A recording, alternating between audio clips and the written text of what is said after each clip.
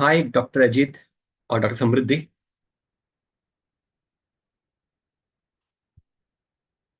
Hi, bhai. But joining in a minute. No I'm, problem. I'll be joining. Yeah. Okay.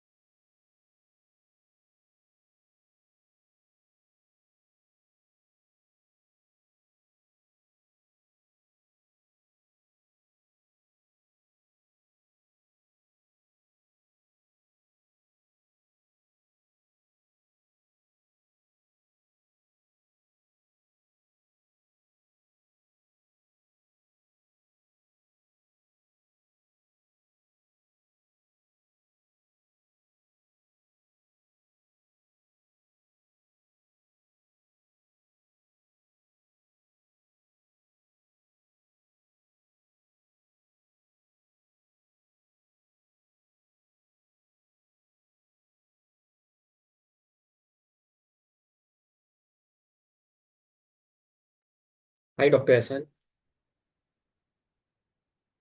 Yeah, hi Ronak.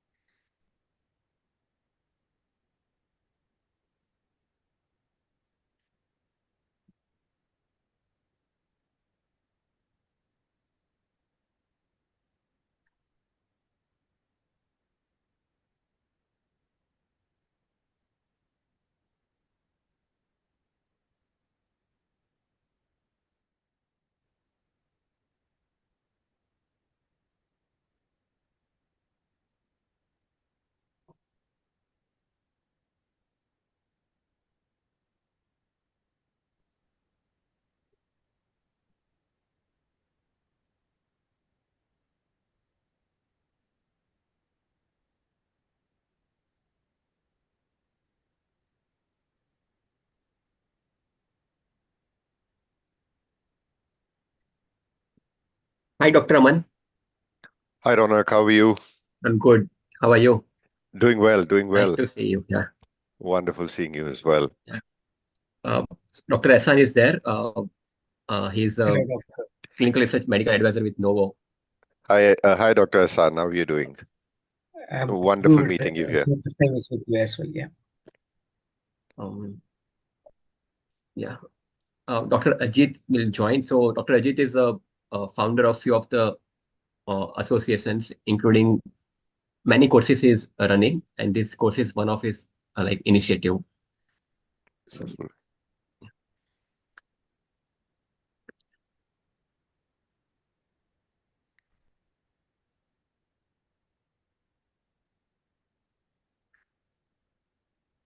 I'll just call up Dr. Paritosh.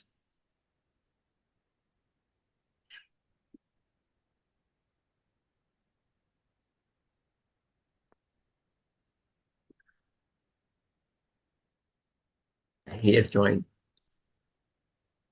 Hi, good morning, Dr. Paritosh. Hi, Dr. Ronak. Just Allow me a minute. I'll be quickly joining through my laptop. This is our Okay. temporary device. All right. See you. Okay. Yeah. Hi everyone, good morning. I'm so sorry I joined late. By chance, just check once. Oh, it's okay. Yeah, fine. Done now? Yeah. Okay, yeah, thanks. So, okay,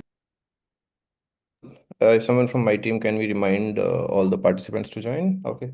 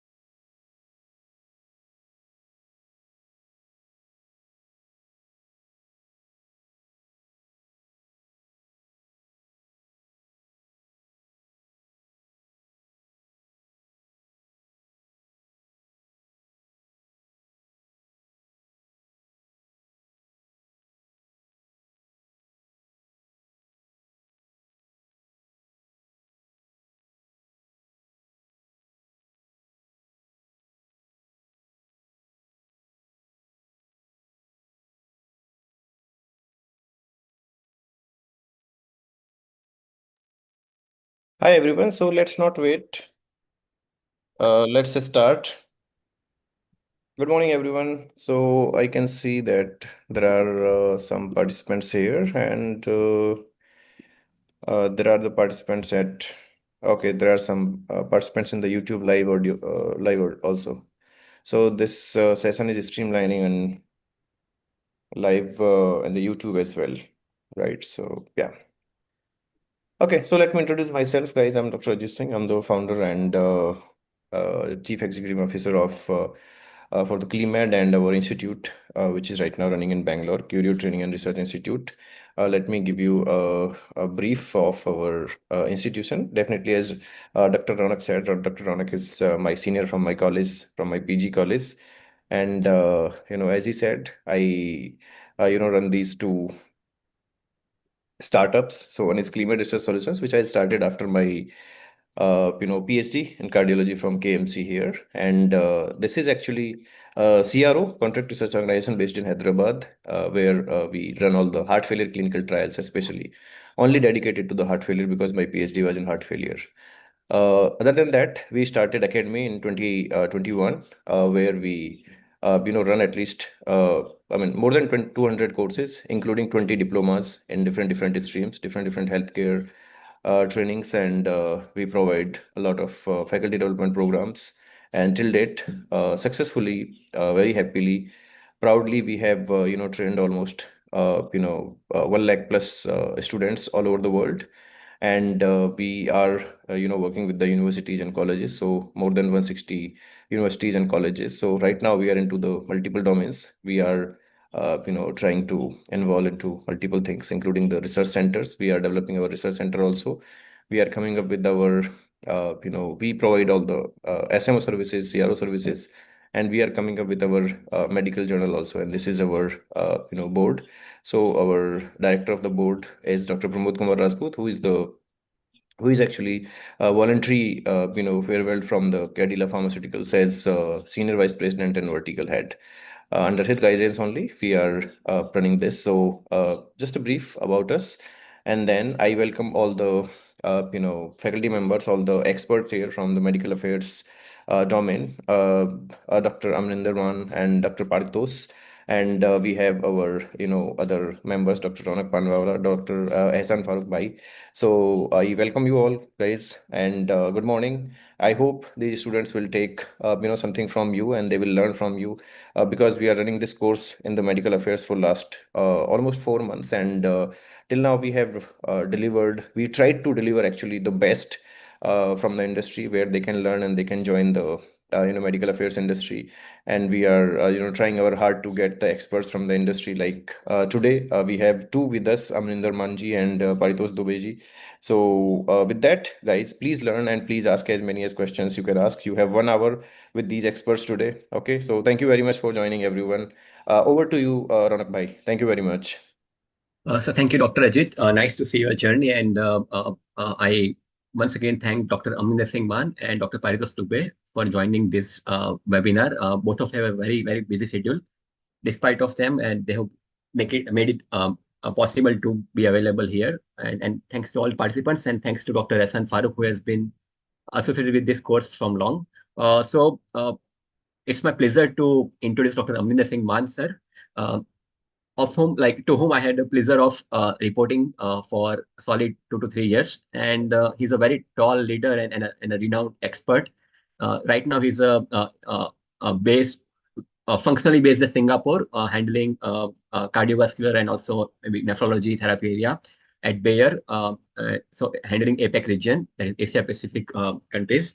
And we have Dr. Paritos Dubey, who has transitioned from multiple roles like clinician to medical affairs to marketing and sales. And he's also very, he's kind of like, we talk about digital KOL.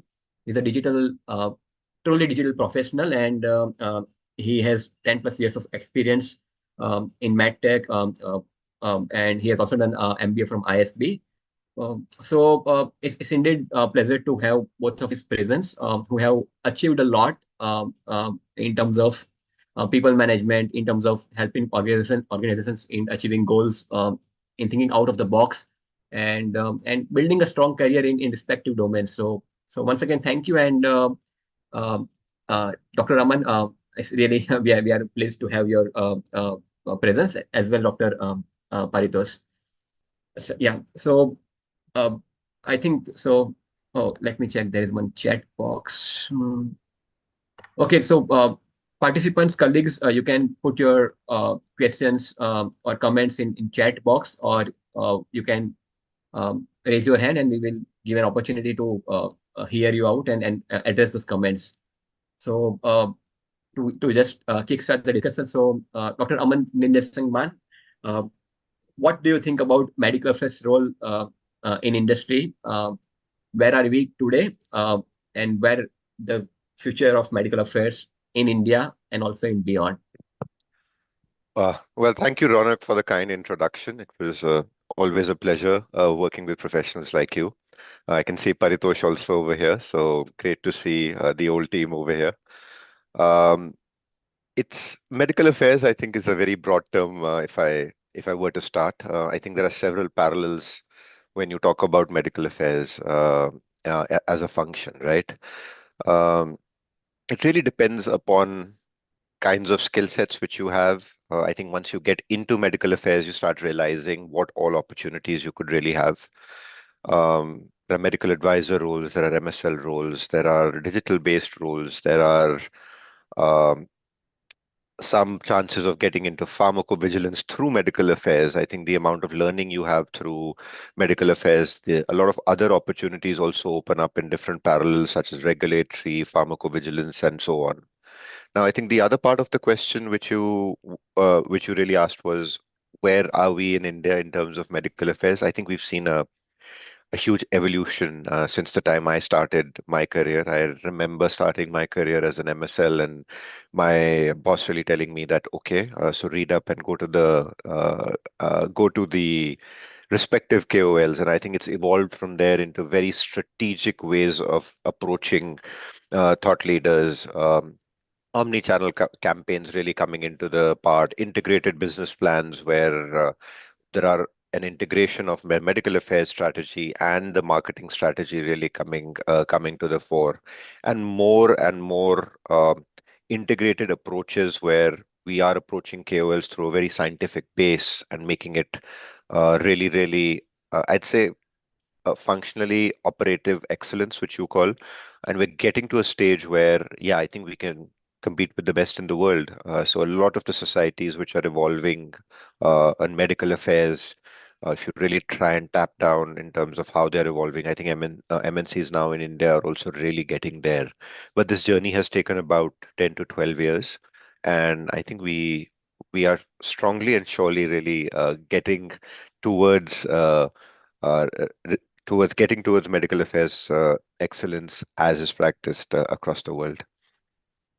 Yeah, thank you, Dr. Aman, for providing very important insights, and I think a strategic role, how we approach KOLs, the digital domains, omnichannel engagement.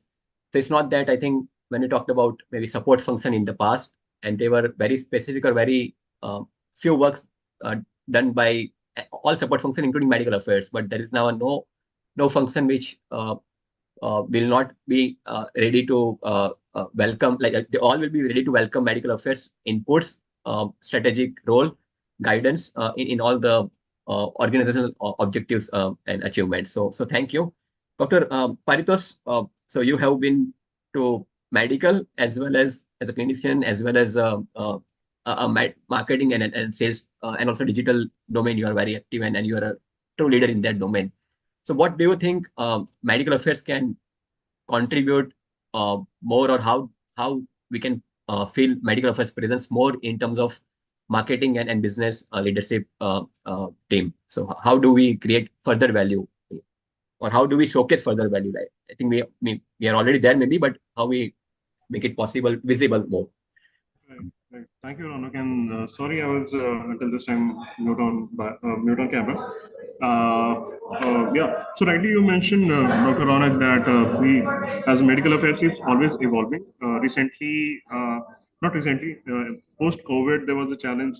The KOLs were not quite comfortable getting on calls on digitally with anybody. So traditionally, it was a face-to-face call or in-person meeting is what they used to expect. But then came a transition, and I think the medical affairs community was prepared for it, and that is how we evolved. And then most of our meetings and even advisory meetings, let alone the one-on-one interactions with the key opinion leaders, were shifting online. I'm not currently aware of how is it still going on, because when I shifted from Bayer to Sapla, that was the scenario, as in the interactions were still online, because that came as cost effective alternative to your in-person meetings. Used to also, we can call it eco-friendly and more towards the sustainability effort, if it was to be recognized that way. But what I also see is that medical affairs itself is finding ways through certain regulations which are coming into Indian practice. Especially, I got the news of coming from Indian governance that medical representatives are not supposed to be visiting the government hospitals for selling any drugs or something, or doing any commercial transactions. And that is very well where you see the scope of medical affairs even evolving further, right? So scientific selling is not truly selling. If you know how the interaction goes and what are the compliances that you have to follow, that you are not supposed to be talking commercials and prescription writing and everything in the clinics. I'm sorry if there's a background noise. Yeah, so that is where I think medical affairs is a little aloof of these kind of constraints if there are futuristic and unprecedented regulations coming into picture. I think scientific selling or scientific way of selling is going to be the way always, right? So digitalization is there for sure. And at Bayer, I experienced the a scenario where it started changing, as in we started bringing in international speakers in ISPs. We used to call international speaker forums, right? And same was the case how the practice evolved in case of CIPLA, right? So if I were to just quickly touch upon two major trends, I think it's digital, and the other one is a better foot forward in terms of navigating the complex regulatory involvement from the government. Oh, yeah. Thanks, Dr. Paritos, for sharing those interesting and important insights, especially on digital part. Dr. Hassan, would you like to add anything on the points that we have discussed? Hi, Dr. Ronak. I was on mute. Okay. So, no, I really appreciate the points, and actually, it very well solidify like what we had discussed at length as well. I have one question to Dr. Paridosh. Like, see, of late, we are hearing this term like digital opinion leader as well. Like actually, especially post COVID. So, could you please elaborate to the team, like so this term maybe with more clarity? Right, right. So yeah, definitely, I'd like to elaborate further. By digital, we mean that the interactions are primarily happening over Zoom meetings or Google Meet or several other players in the market. The only factor that could come possibly, I mean, where the difference is gonna be is that maybe probably MNC like Bayer or Boehringer would prefer not to communicate through WhatsApp channels. So that is where the question arises, right? There might be a lot of digital interactions which could happen, but also depends on what the market is really anticipating. Are doctors really expecting you to drop in messages through WhatsApp? Will that be called as spam? Is there a thin line? What needs to be followed? And who dictates the standards of the medical affairs industry, where the convergence lies between the scientific way of selling and the commercial way of doing? Because I'm sure medical reps or the other sales people in the industry in pharma would already be doing that, right? So what we also did is there was Viva channel, Viva platform, which was included within our working space when we were just trying to get digital. And what we used to do is edit the emailers on the go and then be precise about what kind of message we want to send to our KOLs after having an initial interaction. So for every interaction, we had to have a follow up so as to complete the loop, so that you're not just keeping the conversation closed, so that you always agree on next steps. So that was one of the ways we were taught at Bayer. There was a training which lasted for 2-3 months, and after that you were supposed to hit the market, right?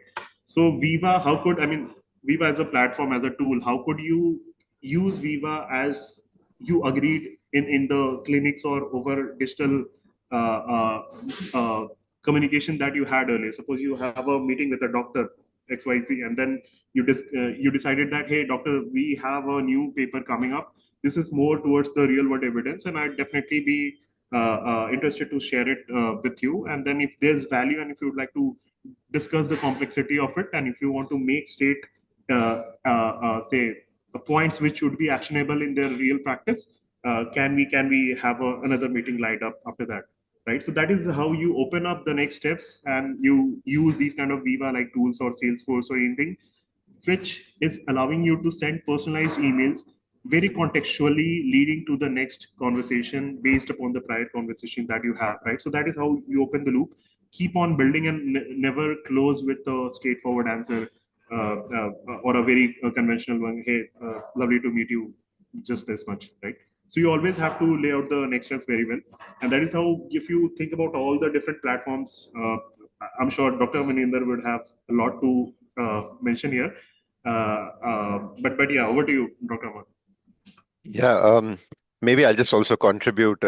So thanks, Dr. Hassan, for the question around digital opinion leaders. So I think as we spoke about evolving trends, I think this is a place where there's a huge scope in India. So what is a digital opinion leader? So originally, we've really been drawn towards key opinion leaders who have a lot of influence within the therapy area expressed through platforms like congresses, national or international, journals, which you can probably indirectly influence, and guidelines. So earlier, this was the trend which was followed, and you used to choose your key opinion leader based upon where their influences lie here. Of course, there's a conflict with the sales force where they also look at prescriptions, but that's where I think Paritosh is also talking about that try and focus upon influence rather than prescription over here. Now, digital opinion leaders, I think the evolving trend is about a lot of HCPs really um, having a very strong digital influence overall. May it be Twitter, may it be YouTube channels, may it be other channels as well. And that's where I really spoke about an omni-channel approach. So an omni-channel approach is where, of course, you are approaching the HCPs one-to-one for key opinion leadership, but really trying to influence these, and first of all, not even influence, understand these people who are in the market who really have an influence in that therapy area through digital leadership. They are posting the right things. They are putting out the right YouTube videos. They are really putting in the right efforts to create awareness around that therapy area. And I think more and more MNCs are really looking towards these kind of digital leaders to make as they say, that omni-channel approach more and more inclusive. So apart from KOLs, digital opinion leaders are critical in today's day and age. I feel right now probably certain reimbursed and developed markets are in a better understanding of tracking these posts, these YouTube channels, and these digital opinion leaders, and we can probably get better at it. But I think it's spot on, Dr. Hassan, that this is the trend we need to catch on to, and the faster we do it with more and more millennials coming into the fray and more doctors, really, these are the places where influence is really increasing. Right. And if I were to just make one more point, building on what Dr. Aman said, is that the possibility, the futuristic trend would be that you just not identify these digital opinion leaders on different platforms, like he mentioned, but you also can play a bigger role there. Right. So, MSLs or medical affairs professionals' role is to become a thought partner. That is what we were told, and that is still the case. So if you want to become a thought leader in their digital journey, I think you can also ask them go and understand the need of what they are trying to uh, post in all these platforms. How can a scientific person like you come into picture? How what support can you extend? Can it be made official? Like companies are kind of identifying their needs. It's not just done on a personal basis, right? So think of a scenario or a situation where a doctor used to come to you, and this is a real use case. So doctor used to come to us telling that, hey, Dr. Paithos, I have a need. I'm going to present in this society or in this smaller medical forum. It's not as big where I'd be needing your complete support, but I'll just need your support as in, can you help me with a few slides?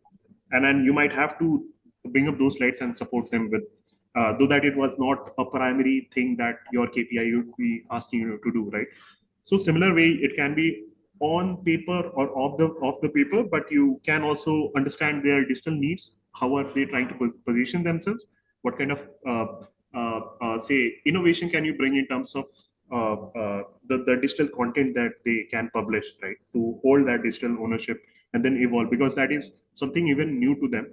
And then most of the doctors, if they are KOLs and if they are transitioning from being a KOL to digital opinion leaders, they are not mostly tech savvy. Sorry for bringing this up as a misunderstanding, but that is how the market currently is. And if you can help them become a digital marketing opinion leader, I think that is also opening a lot of scope for you to get on to that journey of being a thought partner for them. Yeah. Thank you so much, Dr. Raman and Dr. Parizosh. Like actually, that clarifies a lot and actually through a lot of insights as well to the audience. especially with digital gaining prominence. Why I asked this question was like, actually, see, of late, all the organizations are also increasingly rely on platforms, including LinkedIn, etc., like, actually, to communicate. So that was it. Now, I have another question to Dr. Aman. Like, see, I just want to know, like, what are the recent trends in medical affairs? I will give you some, idea, like, from where I'm coming from. See, long back when I started my medical affairs journey, and we were not doing much of real world evidence studies, etc., from India. We were not generating, or we were not contributing to anything like the value propositions, like something like health technology assessments, etc. Long back, we were primarily relying the data what was available uh, from the Western countries. But now, with a lot of changes, what are the recent trends which drive medical affairs? If you can throw some light, Dr. Raman. Yes, I think Asan, first of all, we spoke about digital trends really becoming a center stage. So the more adaptable you are to these digital trends, of course, I think that's something which really comes up. I think Ronak mentioned one thing about medical affairs not being considered a support function, but an integral part. So I think one of the main trends is that this proposition also holds a lot of responsibility for you. Uh, Now, I think it's more and more reason that you have to talk about long-term goals rather than executional goals at a tactical level. So you don't have to only focus on a tactical level where you're thinking of that, okay, we'll convert one KOL, we'll do X, Y, or Z, but it has to be at a bigger strategic level, right? And medical affairs is now part of that particular journey to really make that happen. So how do we make that happen? I think that's the question which you really said, right? So I think first of all, you mentioned real world evidence studies. I think the earlier clinical trials in India, I think, were somewhat subdued because of the regulations for a period of about 6 to 7 years, going from 2011 to 2017, where a lot of international, multinational companies were really not that proactively looking at even phase three trials, forget real world evidence in India because of quality of evidence.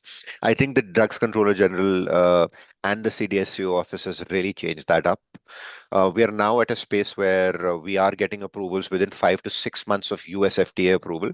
So I think that's one trend which is really, really catching up. So the regulatory environment right now is more congenial, I'd say, to trying to get these newer drug innovations into the markets itself. So, number one, I definitely talk about that particular realm per se. Secondly, as you mentioned, is about generating real world evidence. I think more and more now proposals from India are accepted by global, and I think there are a dub- there's a subconscious reason for that. Whatever we might say, probably because of schemes like Ayushman Bharat, overall healthcare becoming more and more spread in India, lots of third-party insurances, especially MNCs, are now looking at India as a much bigger market. Um they are looking at India for growth. It's a country which is growing at upwards of 7%. Don't see that globally. Apart from probably Mexico and Vietnam, there is no other country which is really growing at this level. So the approach from global is also looking at India as a big, big growth driver. And I think that's another trend which we really need to catch up on. And from a medical affairs front, it means generation of more and more evidence, which is more congenial to an Indian subcontinent environment, where you're not reliant on ethnicity reports, PSC reports alone from phase three trials, sub-analysis, based on which you extrapolate data, but real world evidence where you're directly doing uh, uh, patient journeys and you're actually seeing how the patient responds to those particular things. Additionally, I think also with digital awareness also becomes safety is an integral part itself. What we also see is a much higher awareness around pharmacovigilance reporting across Asia Pacific. So coming from an Asia Pacific level, in the last 3 years, I've seen a much higher number of reports coming in from India, and it's coming in comparison to also a lot of the regional uh, markets such as Australia, Korea, more so as well. So I think these are the trends where we need to put a pulse on, stronger, I'd say, digital tools for PV reporting, which I think a lot of MNCs already have, but I think that importance and that floodgates are opening. Real world evidence is the third one. Fourth is digital, what we spoke about, digital opinion leaders, how we can really generate and strongly foster this omni-channel approach. And last of all, which I said was the regulatory environment. So I think these are some of the trends which we need to ride on per se. Thank you, Dr. Aman. One more question to you, maybe before passing back to Ronak, since you had worked in India as well as you had worked with the region as Asia Pacific as well, and since our audience today are just budding medical affairs professionals or the just still in their final years of the colleges, so what piece of advice you want to give them from your career journey? Obviously, that Dr. Paritosh can also have the means. I mean, you can also answer the same question. Yeah, I'd say I've been very fortunate in my career that whenever I had managerial roles, I was able to get talent which was exceptional. So I think, but when you look at that particular talent, I can probably comment on that, right? That one thing which has been important for me is always being open to opportunities. I think you should be open to take up more, whether it extends 100 to 110% of your time. That's what really helps you. I think in terms of my career, there was a time where I was doing two biggest products for Bayer as an MSL and also doing a training role, whereas my job was probably only for one product as an MSL. So I think taking up opportunity more and more is critical. You are responsible for your development. So every budding professional, medical affairs professional, needs to really, really understand that things are not going to happen by you sitting there and doing a great job. Things are going to happen when you sit down with your boss, when you sit down with your manager, you chalk out what you want to do. You tell them that these are my interests. He would or she would give you feedback on that particular aspects. Chalk out a journey for yourself. Where do you need to improve? Where do you want to go? Develop those skills along the way, and that's how you move to your next steps. Take a year or so within an organization, and then really understand that what is your long-term goal in 10 years. Really, where do you want to see yourself?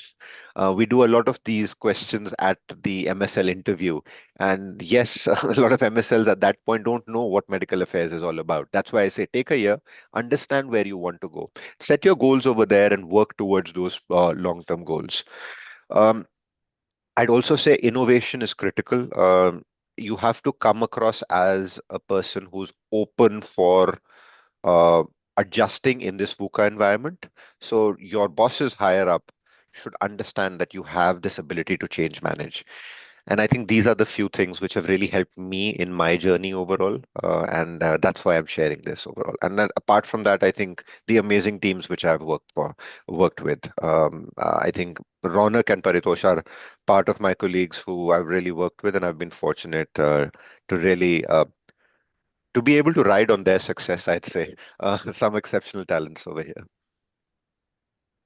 Yeah, thank you so much, Dr. Raman. And of course, this would be this would be a very valuable guidance to the team who are listening. So I will hand it over to Ronak. I think Dr. Paritosh had a small break or something like that. So Ronak, you can proceed. Thank you. Yeah, thanks, Ehsan, and thanks, Dr. Raman, for the kind words. But I often tell that it's a boss, like he also mentioned, the discussion with the boss and boss uh, guidance and boss uh, empowerment is quite critical. So a very important thing that uh, ongoing discussions throughout your career with the boss in alignment with the your medical affairs overall goals or where the organization is wants to move. So that is very critical. And individual person is responsible finally for their own journey. Now the next question, Dr. Raman, in this, so you talk about how to build a career and how to achieve the long-term success. In this webinar right now, we have lot many candidates in the last year, maybe, or maybe in the early phase of the career. You did mention about some of the things which you look for during interview process. So can you briefly share what are the skill sets, qualification we have earlier? What are the qualifications needed for MSL or MA? But what are the skill sets or typical success mantra or typical uh, instances where you may assure that this person is going to be a promising candidate, and also vice versa. Some of the examples where some of the attributes you find out that okay, this is not going to be aligned with the MSL or MA role. So can you have handled large teams? You must have like you have interviewed so many candidates. So can you talk about the MSL interview process, MA interview process, and Sure. a bit, yeah. Sure. Ronak, it'll be a pleasure to talk about that. I think so. I'll try and so it's a very I can talk on this for probably a day, but I'll try and restrict my discussions to 4 points, which I think are super critical when you're going in for an interview. There tends to be a lot of videos which we look at and we see that, how are you going to prove yourself better from the next person coming in? How am I a better choice? Nobody's going to ask you that question. Why should I choose you over the person coming in next, right? At a starting MSL job itself, right? I think for an MSL interview process, there are 3 or 4 things which I would be looking at. Just give me 1 second, Ronak. Okay, maybe I'll finish this and then get my laptop on charging. So number one, which is super critical for me, is when I'm interviewing an individual, right?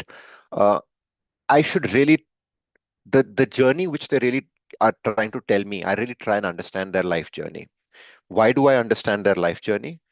Uh, because from the life journey you can understand the overall character or the overall uh, how the person approaches different challenges. For me, it's super critical that uh, in your life journey, you really demonstrate learning cycles.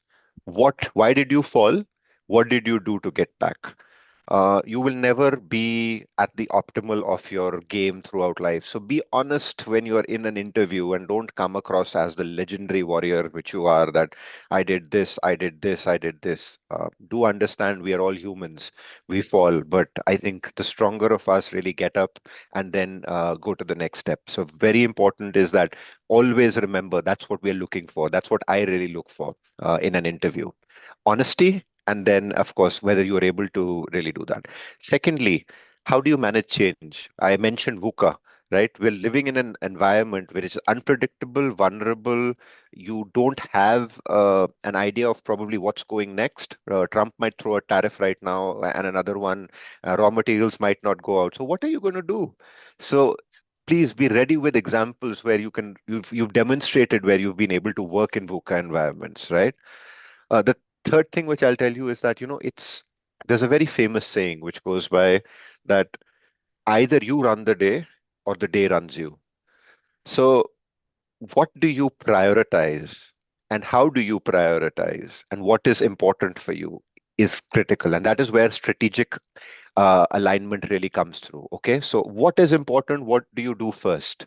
So that I think is something which is critical. And last of all, every what do you say, MNC has a different culture into which you want to step. So you should really understand that which culture you are really trying to enter. For example, Bayer has a motto which goes by health for all, hunger for none, right?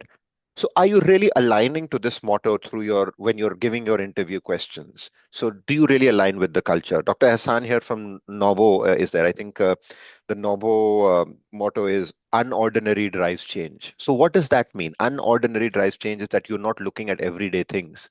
You want to do something different. Novo wants to do something different to change the life of patients with chronic diseases. How are you going to contribute to that? Right? So these are the aspects which I think you really need to bring to the fore when you really want to succeed in it. And that is how you're going to be different and better from the person coming in next. So these would be my four main suggestions. I think riding on the horse and really trying to tell your laurels is a definite no-no for me. You'll get caught very easy if the interviewer is a seasoned one. So try and focus upon your vulnerabilities, but also highlight that you might be vulnerable, but you get up and you again chase your dreams itself. So I think these four are the most critical for me, Ronak, when I'm looking for uh, a candidate in an interview, whether it be MSL or anywhere, in fact, higher positions as well. I mean, even interviewing therapy area heads, I think these are the areas which I try and look for. Oh, yeah, thank you, Dr. Raman. I think that was this is a participants, colleagues. This doesn't come in a 2 or 3 years time. He has hired people for uh, more than 10 years. He has uh, worked with many complex kind of people, complex hierarchy from bottom till top till global levels, and the broad picture what he has spoken is quite relevant, and we should try to adopt it at wherever we are, not only as a starting phase or also in a mid-career or higher career phase. I think that was very Exactly. important, which the participants wanted to know about the critical success factors during interviews. So I hope this would be helpful to all of the uh, candidates here. Yeah, Dr. Ronak, I'll Raman, you just want take a to? second to get Yeah, my laptop on charging. Maybe you could pose the next question. Just give me a second. I'll be back. yeah, yeah. Dr. Ajit, Dr. Asan, Dr. Paritos, um, if you want to add anything on this part, please.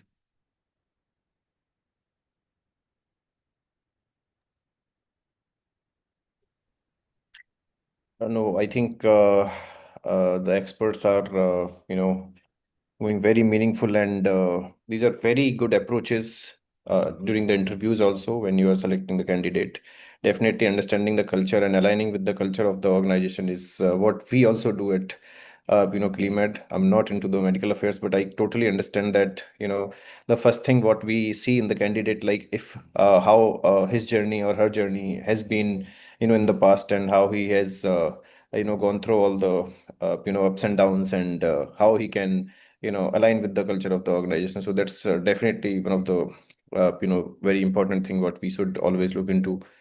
So like yeah, it's going great, and we are getting wonderful insights from the experts. So uh, the participants, if you want to ask any questions, please ask. Um, so I think there is one comment. So so Karthikeya, what the expert Dr. Aman meant is that expression of vulnerability during interview can also be taken as a downside by interviewers. So wherever you can, I think we have discussed earlier. Also, Dr. Hassan also told about it earlier.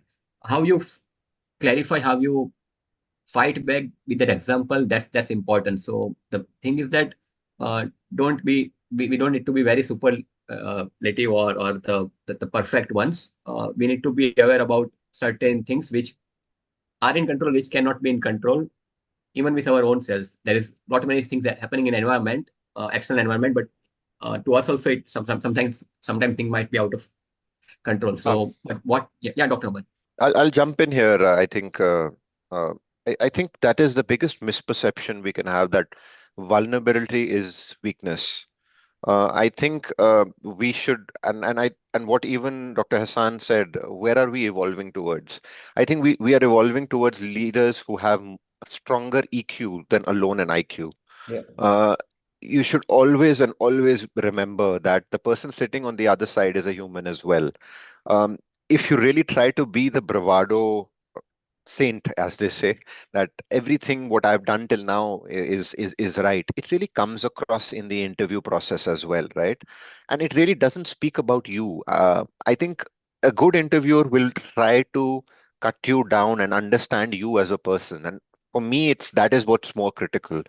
I Degrees will get you a job uh, until and unless you have certain some of these four qualities you will not grow in organizations. Please do remember that. So it's very important that you highlight a vulnerability, and it's not a vulnerability. Everybody can fall, but the point is that what do you do when you fall? So it's not a vulnerability. It actually is your strength, that when you fall down, what do you do next? I mean, I'm sorry, I'm getting very theatrical about this, but I'm a big fan of Rocky Balboa movies, and I often speak about it, right? And in Rocky Balboa, the guy says, and it's related with me for very, very long. And I think I've said it many times on several platforms, whether it be India, regional, or global as well. It is not about how strong you can strike. Life is always about how much you can take, fall down, and get up and face it again. And that is what you want, originality in an interview, right? That is what will get you a good job and a big job. It is not alone that you holding big degrees will get you that particular job. Yeah. Yes, I think so. Just to add, like I think now, uh, many times, especially even the CEO level. So few example would be where what was the biggest failure and what did you do? So that's something. So all people will have many success stories, but whenever there was a problem or very challenging thing or something didn't went well, even maybe they blew up 110 crore rupees. So that's fine. But what happened after that? That is very important. It's how you face challenges, I think, Ronak. That's what you're talking about. And that's what need to be stripped down in an interview. If you can explain it, that I can face challenges head on, you will be selected. But that story should be very, very clear. And you should have a very clear example. Yeah. Yeah. Um, I'll try to club Mohammed Sanawar and Meg's early questions. So they are into like how to enter into job or how to. So first thing is we have discussed it that about you approach company for the job. We don't approach company directly. So then whatever the job title is about, what is the job JD is about, then you make a cover letter and try to modify CV according to JD.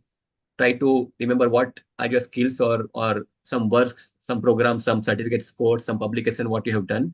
What are the maybe is some suppose cardiology job is in cardiology or oncology. So you talked about you have done 2 months internship there, or you have done some DUR or some safety profile of some drugs, or you are handling um, compounding and dispensing something like, or you have done some PKPD even in the kind of study. So that's what you try to bring it up, so you prepare yourself for a job position, and then you align yourself with the JD as well as company's objective while preparing for the interview. Uh, Dr. Paritos, Dr. Esa, and Dr. Aman. So you can add your comments. I think it's spot on, Dr. Ronak. The first thing that I think your certifications and these kind of programs bring to you is reflecting the intent, right? You want to learn and you're showing the industry that hey, regardless of what my background is, I can be a doctor, I can be coming from B farm or farm B or anything, right? But I have taken steps meticulously in a very concentrated manner so that I'm telling the story that, okay, I'm here to learn more and I have that inquisitiveness that I want to keep learning to best be able to prove myself at work, right? So the certifications do definitely prove a lot of value, bring a lot of credibility. It's not just that it's just a one-time thing that you show the people that I have a certification and I can enter this industry. It sticks to you, it stays with you for long, and whenever it also comes in handy when you are switching in companies and so on and so forth, right? Let alone the part that they play in enabling you to perform better and be a better medical affairs person, right? So totally aligned on this, Dr. Ronak. Dr. Aman, would you like to add anything? Yeah, I think pretty much summarized. I'd also just suggest that, searching on LinkedIn is a good idea. If you target companies where you really want to go, search on LinkedIn, try and see profiles of people who are already in that particular company, maybe sending a hi or a hello to understand what's happening in the company. Um, Possibility of asking them that, okay, could you forward my CV? You might actually find an acquaintance on LinkedIn as well. I think it's a good platform that way. Although I'm not a big fan of LinkedIn job posts because I really don't feel that they really come to a conclusion once you apply through that. But yeah, I think yeah, the JD development and the other factors which Paritosh and Ronak said is definitely there. Use LinkedIn as a way of establishing your network, and I think from that network you should try and search for your next opportunity. That would be a good idea. Right. So I'll also bring in some more information and personal experience from running Higher Vibe. So that was a startup that I started 4 months back. Ran it for 3 months, and then the full time work was more tasking, and I had to quit. Right, but it was profitable from the day one. The reason, because I understood the problem, right? The algorithm of how LinkedIn, how your Naukri profile and all the other platforms you have to showcase yourself, put yourself in the marketplace, because otherwise you don't let any string which is attached, and people can kind of discover you. So your discoverability definitely goes high, right? So it might also be a chance that uh, uh, you started optimizing your Naukri and LinkedIn, and you are showing the same credibility on both the platforms. There has to be a synchronicity. You cannot be just random. And you also start taking measures, one of which is, and this is what I've developed over the last 5 years of LinkedIn practice. I have today 15,000 followers approximately there, and then I am running two different newsletters. Each of them are having 2,000 followers each, right? So my point is that you grow your community, you decide and you define what are your followers going to be looking like, right? If you are into, or if you plan to get into medical affairs, you start reaching out early on to all those people, because initial 1 to 2 years of your industry exposure, or even as a fresher, you are allowed to do mistakes. You are allowed to be just bombarding people with messages, hey, can you support me? Nobody's going to remember anything, right? So experiment, learn, optimize, and I won't call it bring your followers, because initially you don't even have the credibility so that you can bring the followers, right? At least have your connectivity, or have the people around you who are from the same industry, so that you get the passive information update, even if you're not doing actively, right? So it's like better than doom scrolling on Instagram, or any other platforms. You use LinkedIn as a substitute. I'm sure that you'd be getting a hang of how LinkedIn works, how to attract the right people, and then because of more followers, having more followers, you are more likely to get accepted by any person, right? So if you're targeting to, say, get connected with a talent acquisition head, or a talent acquisition person from Bayer or Cipla or any other company, you first reach out to people who are early level medical affairs associate, right? So therefore, I mean, the more the followers, the more the mutuals are, the likeliness of getting accepted by those profiles get higher. So that is how you build your community, and whatever post you are posting or publishing on the line, down the line, it will make sense for them, and your personal profile will not be just a personal one. It will be more like personality that you are developing, and the kind of brand positioning you're doing for your name, right? So LinkedIn is going to be a long term game.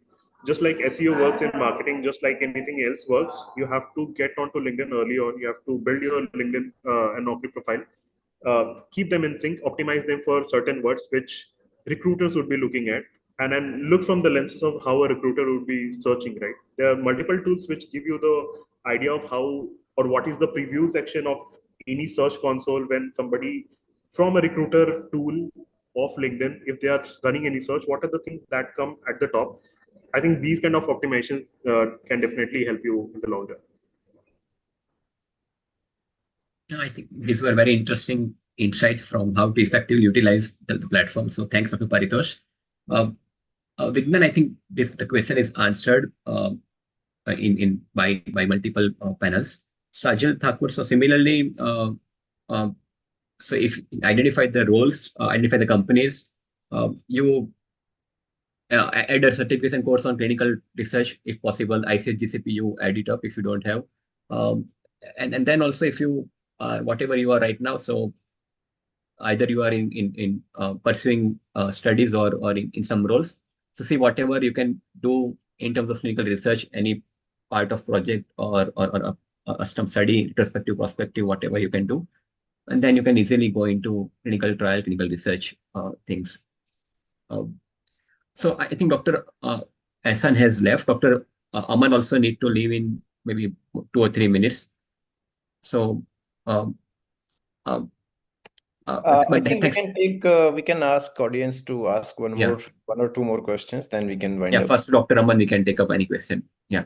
So participants, you can ask a question to Dr. Aman, who is a Epic medical head for the few of the products at one of the big MNC. Yes, guys, please ask questions.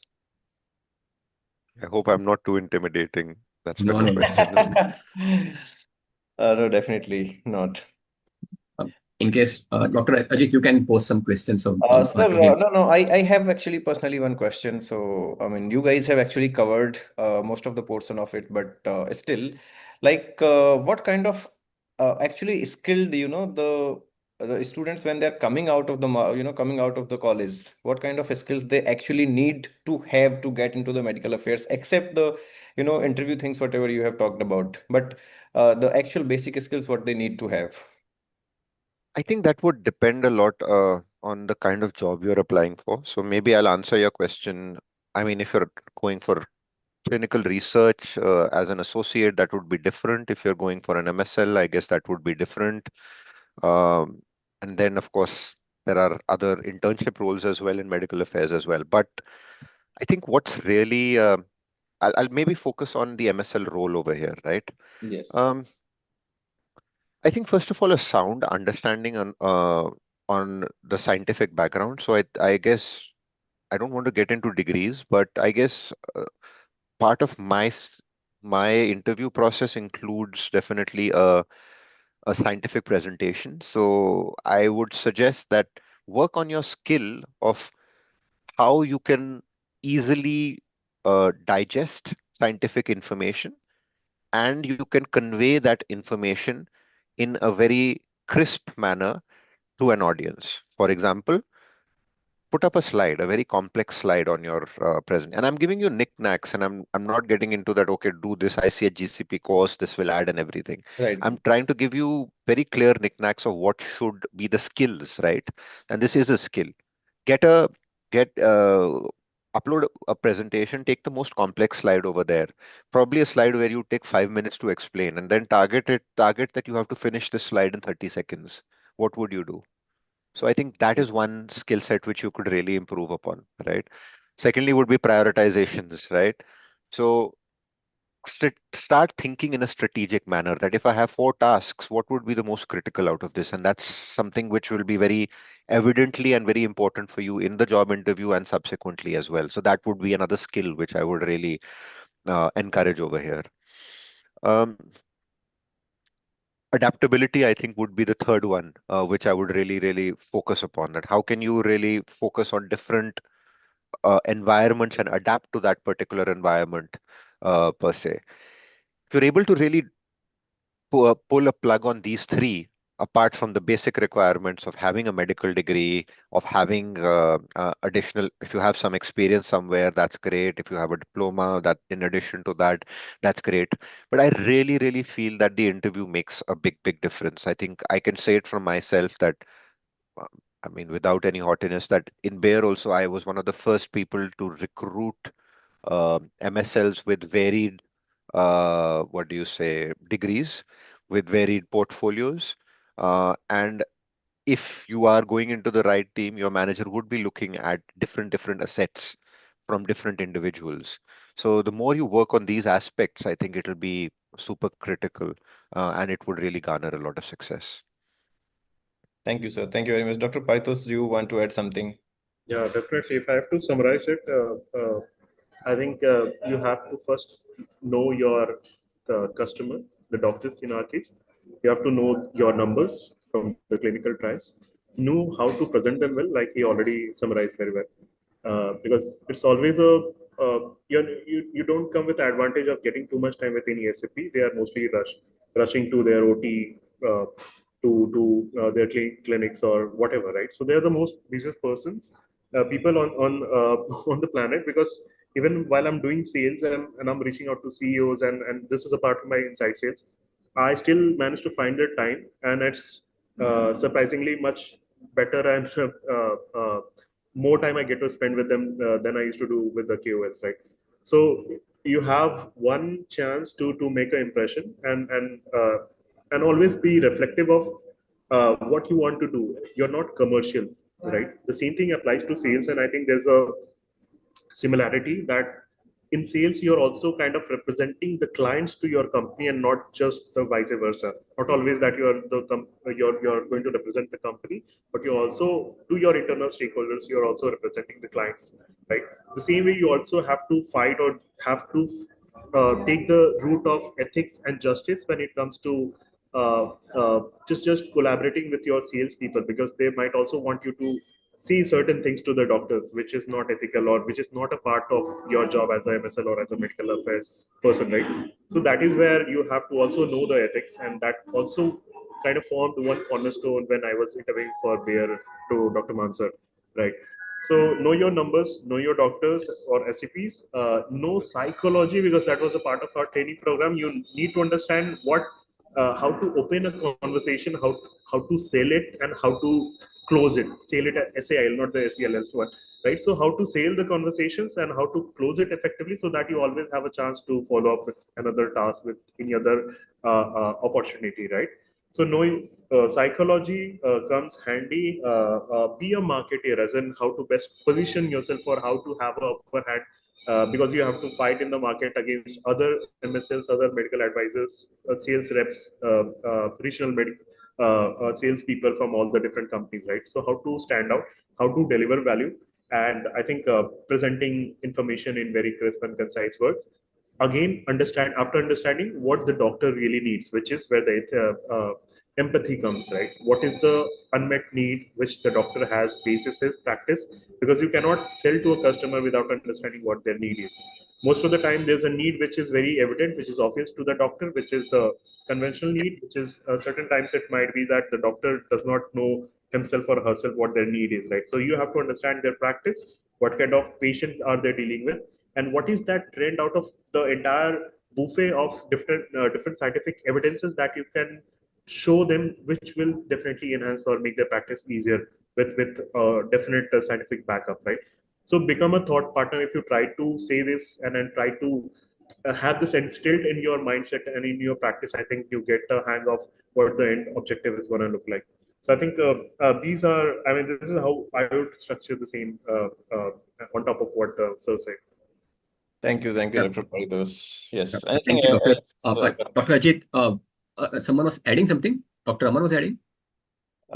No, No, no, so no. I think I need to say Dr. Ajit. So Dr. Aman, we can thank you once again. I had a great Yes. learning throughout my tenure at Bayer under you, and I think I'm sure the participants have gained a lot with your expertise and the very valuable comments on the multiple topics today. Absolutely. So thank you, Dr. Aman, once again for accepting this invite on behalf of CleMed and um, Thank and Thank being you a so much, Ronak and Dr. Ajit, Thank you, sir. Thank you. for having me. It's really a pleasure to be here. And please do continue the great job about spreading awareness around medical affairs. What better to do, right? And thank you so much once again. It was a wonderful discussion. Thanks, Paritosh, as well. Yes, thank you. thanks, Dr. Aman. Yeah, thank you for your time. So I Okay. think we can take up 2-3 questions more. There is one question I would like to ask Dr. Paritos. I don't know if it works actually in medical affairs, like for the switchers who come from the different, maybe from the other backgrounds like CDM, PV or some other backgrounds, like कभी कभी छोड़ के आ जाते हैं ना कि मजा नहीं आ रहा है वाला वही लिखा है और the question is also in the same manner, like कि मजा नहीं आ रहा है or this is not exciting enough. So how do you take it, and how the recruiter actually take it when someone comes like this? Right. So, as a recruiter, I've never recruited anybody for MSL role. I've been into marketing roles. I've Okay. and in sales now, right? But one thing that I can see is from my personal experience, how have I been perceived by all those people who have recruited me, or all the different interviews I've gone through, right? So it's just that how you need to tell your story, right? Yeah. While I was a clinician first. I was practicing in a government hospital, and then I had to move into pharma because I was pretty much determined that Right. corporate is the way I want to go about. Right. I don't want to continue practicing it. If at all I'm practicing, it will be a side hobby or weekend True. thing which I could do. Right. So that is something which was personal to me. But early on, if you understand that you want to go this way, or if you want to just get into industry, you don't even have the entire clarity. Okay, is RA going to be interesting for me because you have not tasted it yet? Is it CDM or is it RA or PV? What is going to be interesting for you? What I looked at early on through LinkedIn and after scrolling a lot and searching a lot of people is that which is the vertical which best aligns with my practice, with my background, where I'll be given an advantage, if not advantage, at least will be treated comparatively, right? So being very honest, uh, so MD or PharmD, these kind of people, they come with the right experience, right understanding clinical trial studies. I just had a little flavor of what pharma world looks like, what is the drug development process, stages, and everything, like clinical trials. A little bit of exposure through that, but I was definitely not supposed to be doing medical affairs on the long run. My interest was always, and I'm in the long run into marketing and sales, right? So that is what I wanted to be. And medical affairs just happened to be a entry route for me. And because I had a great alignment with my previous experience and understanding, I somehow got into medical affairs. And that is again because of the optimization on Naukri and LinkedIn, right? So I started, I got reached out by multiple people, and that was again when I was just pursuing my master's in hospital management. So I did my dentistry, then I went into master's in hospital administration, again from a government hospital. And while I was pursuing it, I knew that on the long run, I want to do a full-time MBA, and marketing is what I want to do. So what the thing is, that I understood that medical affairs is going to give me exposure, but even after 5 years of medical affairs practice, I cannot find my way into a full-fledged marketing role unless I go for an MBA, right? So that is what the industry requirement was back then. But now what I've started seeing is that you get into medical affairs after 5 6 years of experience, people have transited into sales or marketing role again in pharma or medical devices or whatever sub industry they are currently in, right? So this is coming more naturally now. I just happen to be a little more aspirational. I wanted to leave no stones unturned so that I can land a leadership role within the next 6 7 years is what my thinking was, right? So I was doing good as a medical affairs person. I was getting recognition and all that awards, everything. Bear supported and Dr. Mahan supported me a lot, and all my colleagues, including Ronak. But it's just that I was more inclined into the brand side, and I used to always do side projects. In fact, I led a go-to-market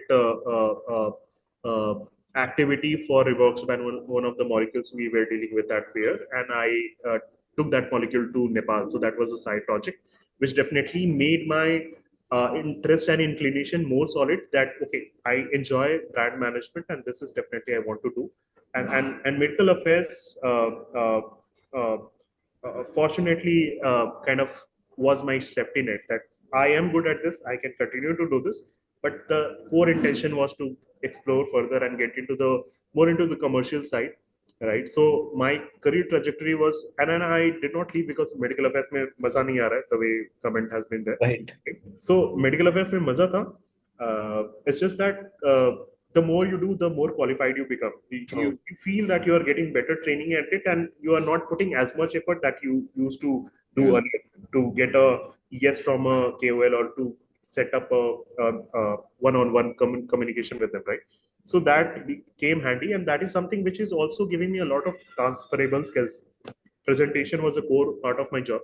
Selling was a scientific selling was a core part of my job. People management, internal and navigating the different cross functions, especially with sales, medical marketing counterparts, and everybody, right?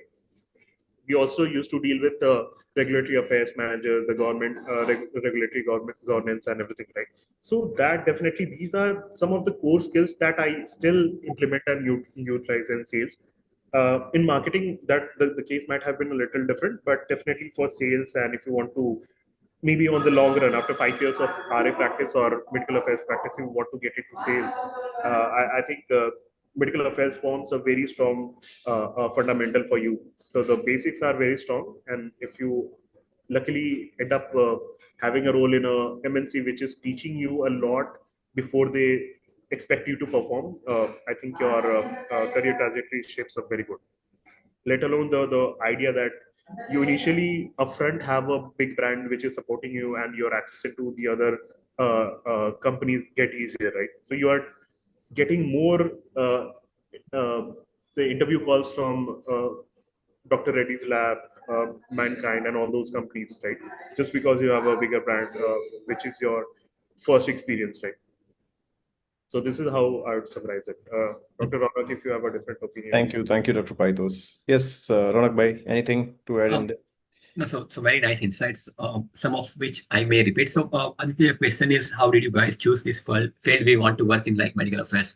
So yeah, that was multiple or few companies at that time about me, and uh, I appeared for one of 2, 3 companies. One was rejected by them. One I was not sure, and meanwhile this happened. And frankly, I was not sure what will happen in this job. So I was not much clear. And in fact, I had no discussion with any medical affairs person at that time before joining in, and also no course available to my knowledge at this time. So I think this is a very good opportunity where we have been made aware what is my MA or MSL work profile looks like, what will be career pathway. So about why I chose, that was purely a good company, a good role, I would say. JD was good, and that was the thing available. So other thing which I available at that time was not so much big company. This was a global company which I got into at that time, and I took it up. And now, so I like, now after entering in this role, I was able to perform. Uh, I would say very good, if not exceptionally, within 6 to 12 months. And then when you do good work and you get recognized, that's both things are important. Now, मजा नहीं आ रहा है, तो after 2 years, 2, 3 years in same role, same kind of responsibility, it will happen. So now the next question is that you work very hard with your in your current role, and smart, and take up additional task, additional responsibility, and then um, take a next level role, which will keep your interest similar to good interest in that current hierarchy only, current vertical level. Other thing is that, so why maza nahi aa raha hai, you find it out that no recognitions, no salary improvement, no role change, no therapy change, or some other factors. So that you first find it out, maza क्यों नहीं आ रहा है, and then try to address that particular point, why आपको मजा नहीं आ रहा है. So that is very important at that point of time. Now, um, being in this, I think me, Paritos or Aman has not switched between CDM, PV or RA into MA. Vaishnavi had one of the faculty in this course has some experience into RA, PV or compliance and MA, all kind of roles. So I think she would be right person who has switched within medical affairs. But there are examples of persons of clinical research, medical advisor, or clinical research professors coming into core medical affairs or vice versa. So clinical research is now booming in India. So that will be very good. And Paritos is talked about now. MAs are not only into within MA domains. They are moving into marketeers, strategy, sales, and also leadership. Like so, BU leadership, handling an entire portfolio. That's what Paritos is talking about. That's what he is also doing, and it can be done. So, and then what he very importantly mentioned is that identify your pros cons in terms of personality, qualifications, experience, uh, opportunities, and then wherever you want to go, you have to be ready to develop all the necessary skills. So now I'm coming to your next question: how does management looks to a such profile? If you're doing well, if you're able to justify your entry into that role, that's fine. But after entering, if you don't, you have done maybe good in MA, and you want to do good in RA, so you have to pursue those skills. You have to uh, uh, show the all success there also, and also have additional qualification with Paritos is continuing. Like he did a master's in hospital admin, then he did MBA from ISB. So what he has some good clarity about his own goals, and he is working for that, not only based on the current work profile. Like doing well only in current work profile doesn't will not guarantee success all the times, but adding up all required experiences as well as qualifications will help a lot. And moving into trends like AI and all, so it will differentiate a lot. I hope Paritos I have That added. was spot on, Dr. Ronak. In fact, I'd agree कि मजा नहीं आ रहा. There are several factors contributing to it, right? It can be your company where you feel stuck. It's your manager, which is the most common thing. You can get into a company which is not as pleasurable working with, but your manager is good and he's kind of taking away all the stress which is coming up front, and you're getting a good environment where you can thrive, right? So company manager, or if it is entirely coming as if medical affairs is not getting or going interesting as you expected, you might still want to switch the company and medical affairs might perform or work in a different fashion in a different company, right? So that is there are a lot of layers to why Mazai is not coming, but I think you pointed out right, Ronak, which I missed earlier, that there's several factors to it, and it's not just that you don't like the role per se, right? But regardless, I mean, this is a common thing for all the industries, and once you get into the medical affairs or regulatory affairs or anything, it doesn't matter what is your background, what experience you're coming with, right? It just matters what how much of exposure you have gotten into this particular role, and what are the companies that you have worked with. Yeah, I think I'm okay with, yeah, I completely align. Yeah, Dr. Ajit, over to you. I think that's all. We don't have any questions right now, so we can wind up by it's almost 1 hour, post 1 hour, so we can. Yeah, I think, yeah. Okay, so thank you, Dr. Paritos, for joining us, and it was a wonderful, insightful session, and I hope our participants got, some really good insights for the interviews, for the skills, and what they have to do and how they have to choose the right path in the future when they're going to medical affairs, at least right now, from this session. So, guys, thank you very much for joining. Thank you, Dr. Paritos. Thank you, Dr. Ronak. And Dr. Aman and Dr. Ehsan has already left the session. So thank you everyone for joining, and we'll see you again. Thank you guys. Thank you very much. Take Thank you, care. everyone. Have a Thank you. good day. Have a good Sunday. Bye bye.